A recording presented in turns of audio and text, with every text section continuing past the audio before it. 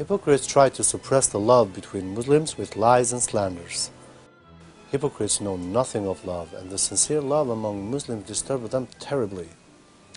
They may attain many material blessings with their insidious games and crooked methods, but because of the evilness in their souls and their ignominious character, they know very well that they can never be able to live true love. In that state of mind, they are aware of the fact that they cannot love anyone and that no one would ever love them. And that is a grave rancor for the hypocrites.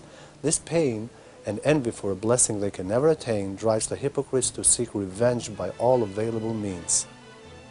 In a verse of the Quran, God informs us about some of the methods that hypocrites would resort in order to harm Muslims and take revenge on them.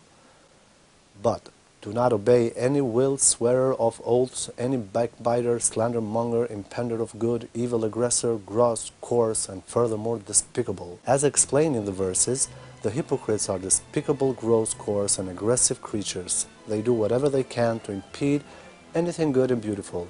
By fabricating series of lies about Muslims, slandering, tale-bearing, and swearing oaths falsely, they try to harm Muslims.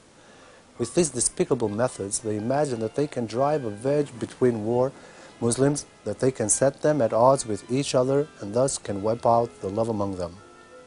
A hypocrite may go to a Muslim and say, "So-and-so said such a thing, and I do not know for certain what he meant, but it sounded to me that he was talking about you."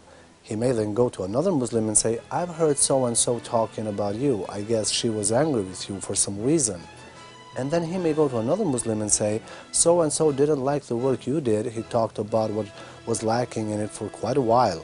For the same purpose, they may slyly use matters that would not be possible to disprove. For instance, they may say, "I saw so-and-so, he was looking daggers at you," or say, "You weren't looking that way, so you didn't notice, but so-and-so was looking down on your clothes." Such words of the hypocrites are completely based on lies. Furthermore, all these are, in fact, mundane and trivial matters about daily life. They are not topics Muslims would dwell on, exaggerate, devote their time, talk about, or make lengthy comments on.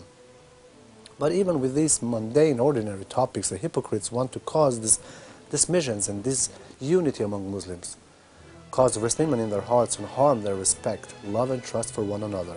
As it is explained in the verse, the hypocrites play insidious games by backbiting and slandering, by tale-bearing among Muslims about one another, by lying, by making additions and extractions to the topics discussed, and by twisting the meaning of something simple using exaggerated words.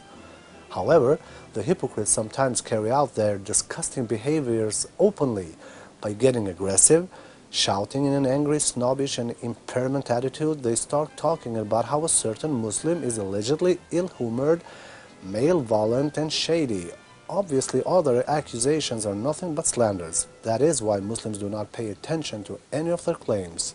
But the rage, anger, and jealousy they harbor inside do not cool down in any way, and they accuse Muslims of insincerity on account of their not believing their words.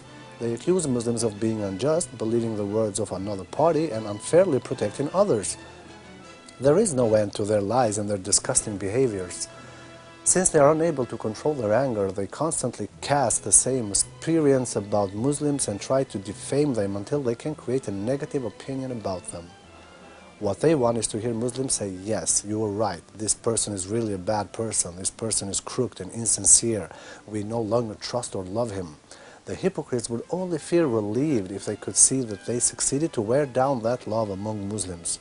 In the Quran, God tells us that hypocrites are also impeders of good. They would want to impede anything good and auspicious that Muslims would relish. That would be a blessing for them. That would make them happy and bring them peace. Since love is one of those blessings that Muslims regard as the most important, the hypocrites certainly try to banish this benevolence and beauty from Muslims. However, believers would never change their opinions about a faithful person because of some lies that are merely the products of an evil mind.